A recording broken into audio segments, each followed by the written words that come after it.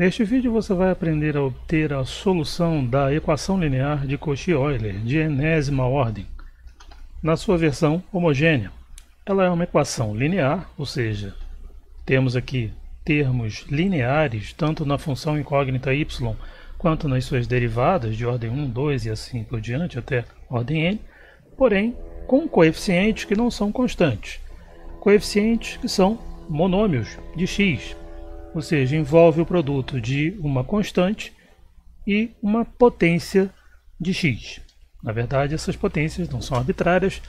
Para cada termo, a potência de x é igual à ordem da derivada envolvida naquele termo. É possível reescrevermos esta equação como uma equação linear de coeficientes constantes, não na variável x, mas na variável u relacionada a x dessa forma, x igual a exponencial de u, ou seja, u igual a logaritmo de x. Através dessa transformação, podemos reescrever a equação, agora em termos das derivadas de y em relação à variável u. Continua sendo uma equação linear homogênea, porém com coeficientes constantes. Para podermos transformar então uma equação na outra, fazemos essa transformação de variáveis, é preciso saber transformar as derivadas, ou seja, precisamos saber escrever derivadas em função da variável original x em termos de derivadas na nova variável u. Tendo que x é exponencial de u, sua diferencial corresponde a isso aqui, exponencial de u vezes du. Dada uma função f de x, a sua diferencial é dessa forma. Mas dx pode ser escrito em termos de du daquela forma ali em cima, portanto, o df pode ser escrito assim.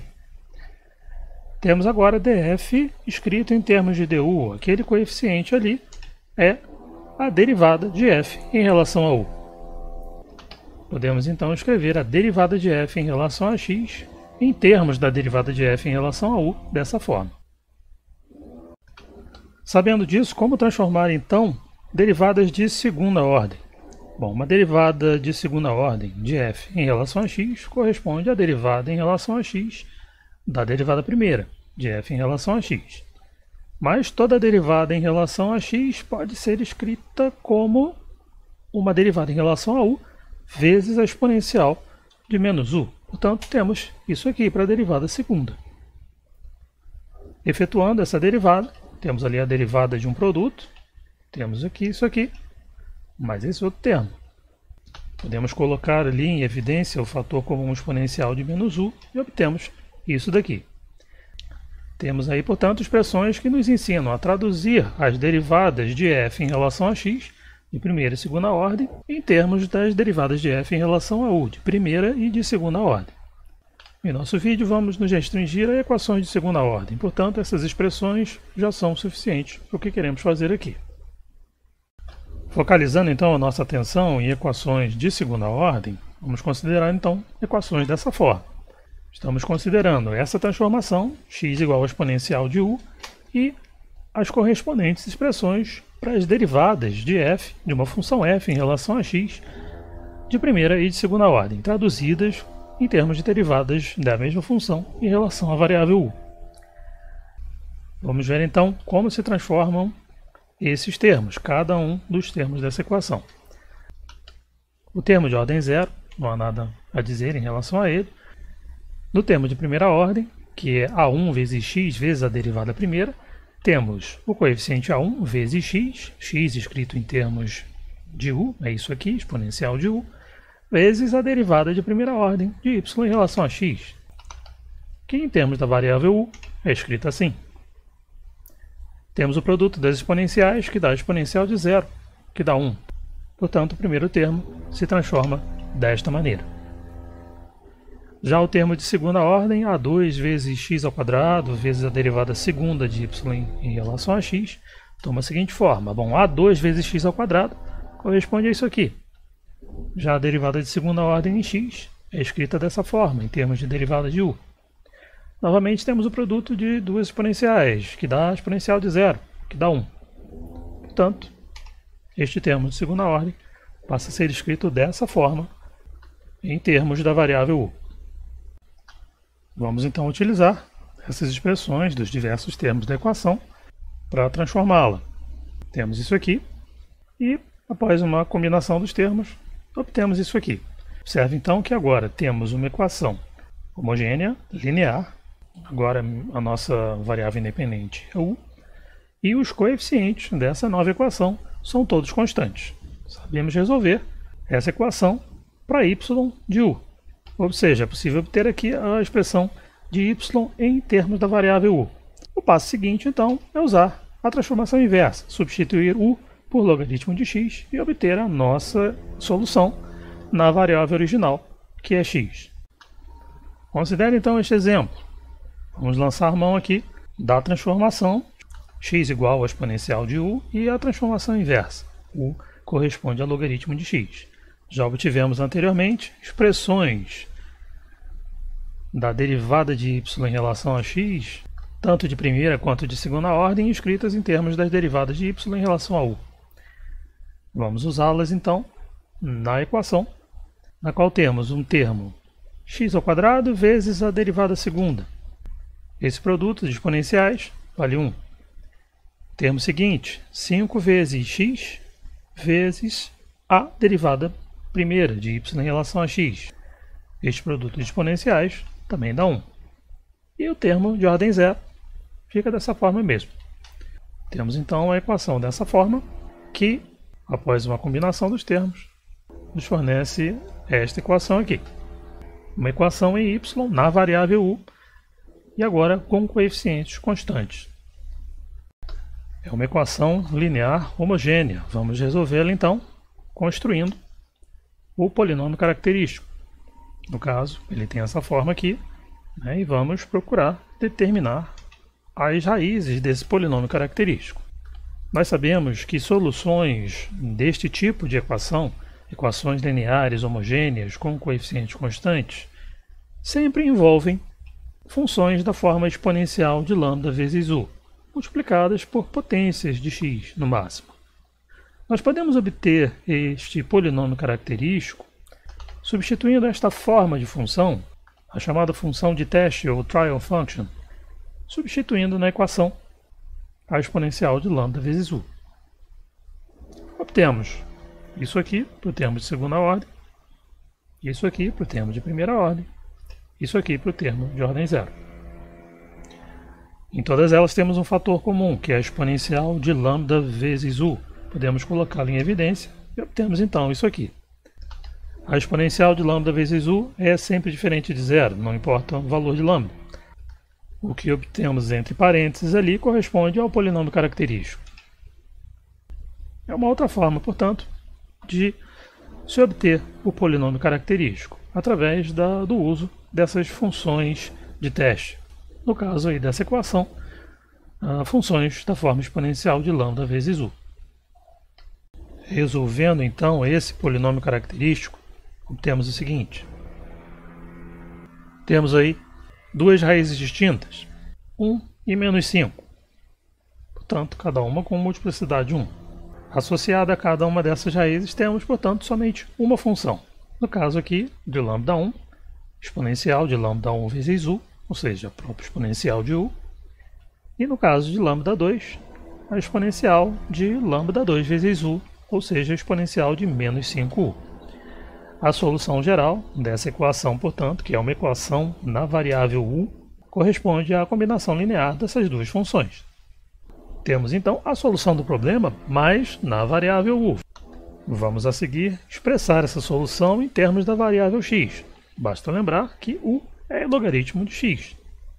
Portanto, exponencial de u corresponde a isso aqui. Exponencial de logaritmo de x, que é igual a x. E exponencial de menos 5u corresponde a exponencial de menos 5 vezes o logaritmo de x. Menos 5 logaritmo de x equivale a logaritmo de x elevado a menos 5. Portanto, temos aí x elevado a menos 5, ou 1 sobre x à quinta.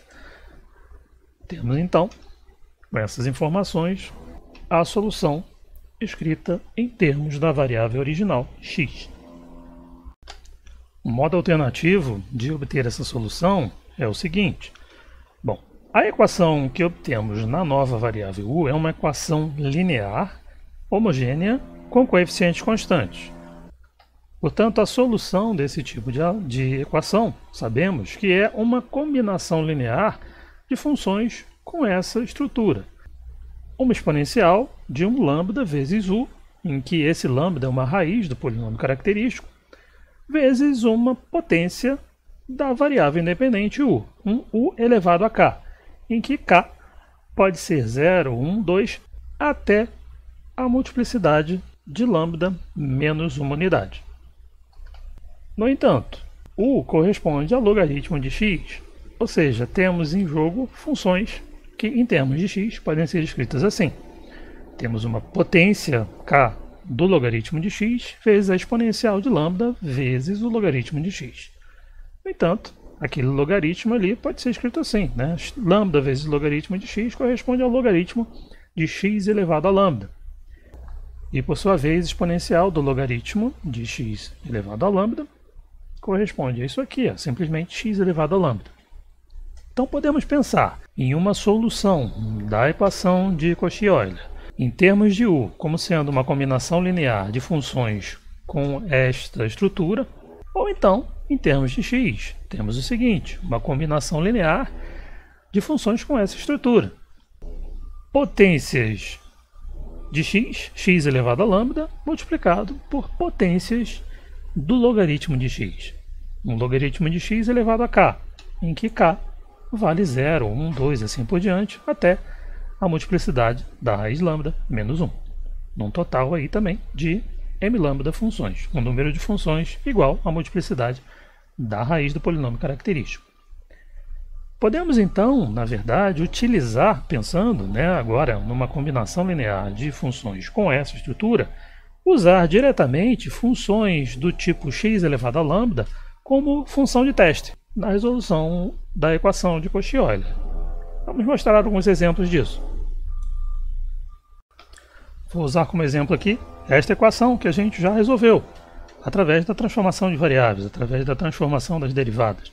Vamos então pensar numa função de teste com essa forma. Se y é x elevado a lambda, a derivada de y em relação a x corresponde a isso aqui. A derivada segunda corresponde a isso aqui, a derivada da derivada primeira. Substituindo então essas expressões de y e suas derivadas na equação de Cauchy-Euler, obtemos isto aqui para o termo de segunda ordem, isso aqui para o termo de primeira ordem, isso aqui para o termo de ordem zero e o termo homogêneo. Observe que em todos os termos nós temos produtos de potências de x. E em todos os termos, o resultado desses produtos é x elevado a lambda. Portanto, podemos colocar esse fator x elevado a lambda em evidência e obtemos isso aqui, a partir da nossa equação diferencial. Queremos que isso seja verdade para qualquer valor de x, portanto, não nos interessa ali o x elevado a lambda. Fazer x igual a zero seria uma solução, mas não queremos determinar x, não. Queremos algo que valha para todo x, portanto, vamos ficar somente com o que está entre parênteses. Vamos fazer aquilo ali igual a zero. Bom, abrindo isso aqui, obtemos exatamente o polinômio característico que já obtivemos anteriormente, resolvendo esse exemplo de uma outra maneira. O próximo passo é determinar as raízes desse polinômio. Bom, nós já determinamos, não vamos fazer aqui novamente. Temos aí duas raízes distintas, 1 e menos 5, cada uma delas com multiplicidade igual a 1. Portanto, para cada uma delas nós temos uma função associada. Mas lembre que agora, nossa função de teste é da forma x elevado a lambda. Então, estamos pensando em coisas do tipo x elevado a lambda ou x elevado a lambda vezes uma potência do logaritmo de x. Nesse caso, então, para lambda 1, temos x elevado a lambda 1, x, simplesmente. E para lambda 2 igual a menos 5, x elevado a lambda 2 é x elevado a menos 5. Temos essas duas funções e a solução geral, em termos de x, é a combinação linear dessas duas funções, com constantes arbitrárias C1 e C2. Que é exatamente o resultado obtido anteriormente. Um outro exemplo. Primeiramente, usando a transformação das derivadas, ou seja, vamos usar essa transformação x igual a exponencial de u portanto, o igual ao logaritmo de x, e as expressões das derivadas de y em relação a x, de primeira e segunda ordem, escritas em termos de derivadas de y em relação a u, que calculamos de um modo geral. Na equação temos x², que é isso aqui, vezes a derivada segunda de y em relação a x, que é escrita assim. Esse produto de exponenciais é igual a 1. O termo seguinte, menos 3x vezes a derivada de y em relação a x, escrita dessa forma. Novamente, o produto de exponenciais dá 1. E, finalmente, o termo de ordem zero e o termo independente de y. Temos aí, portanto, uma equação que pode ser escrita assim. Em termos da variável u, ela é uma equação linear, homogênea, de coeficientes constantes. Vamos então resolver essa equação. O seu polinômio característico é isso aqui. Vamos igualar esse polinômio a zero, determinar as suas raízes. Temos isso aqui. Nesse caso, portanto, temos uma única raiz distinta, que é 2, com multiplicidade 2. Isso significa que vamos ter associadas a essa raiz duas funções. Primeiro, a exponencial de lambda vezes u, lambda 1 vezes u, melhor dizendo, e u vezes a exponencial de lambda 1 vezes u. Nesse caso, lambda vale 2, né? Lambda 1 vale 2, é a nossa única raiz aí. Temos então essas duas funções, exponencial de 2u e u vezes exponencial de 2u. Isso significa que, em termos da função u, a solução geral da equação é isso aqui, a combinação linear dessas duas funções. Porém, u corresponde a logaritmo de x, portanto, exponencial de 2u corresponde a isso aqui, mais 2 vezes logaritmo de x é logaritmo de x². Então, temos aí a exponencial do logaritmo de x², que é simplesmente x². Trazendo isso, então, para a nossa solução, podemos reescrevê-la em termos da variável x. Temos aí uma combinação linear das funções x² e x² vezes logaritmo de x. Vamos agora resolver o mesmo exemplo, porém usando a função teste, y igual a x elevado a 1 lambda. Substituindo na equação diferencial essa função teste, temos aí fazendo y igual a x elevado a lambda, temos aqui a sua derivada primeira e a derivada segunda. Novamente, observe que temos em cada termo desta equação o produto de duas potências de x, e o resultado desse produto é sempre x elevado a lambda, para todos os termos. Esse x elevado a lambda, então, pode ser fatorizado. Igualando a zero, o que está entre parênteses, temos isso aqui, a expressão em termos de lambda, né? E o que isso fornece para nós é, novamente, o polinômio característico, igual a zero. Já determinamos anteriormente as raízes desse polinômio característico, não vamos fazer novamente. Lembrando que temos uma única raiz distinta, no caso 2, com multiplicidade 2. Portanto, teremos duas funções associadas a essa raiz. O raciocínio é o mesmo. Agora, as funções são diferentes. Em termos de x, o que nós temos é funções ou x elevado a lambda, ou então x elevado a lambda vezes potências crescentes de logaritmo de x. Nesse caso, então, como temos multiplicidade 2, temos o x elevado a lambda e x elevado a lambda vezes o logaritmo, potência 1, do logaritmo de x. No caso, lambda igual a 2, né, temos essas funções aí, x² e logaritmo de x vezes x². Nossa solução geral é a combinação linear dessas funções, portanto, temos isso aqui, que é exatamente o mesmo resultado obtido anteriormente.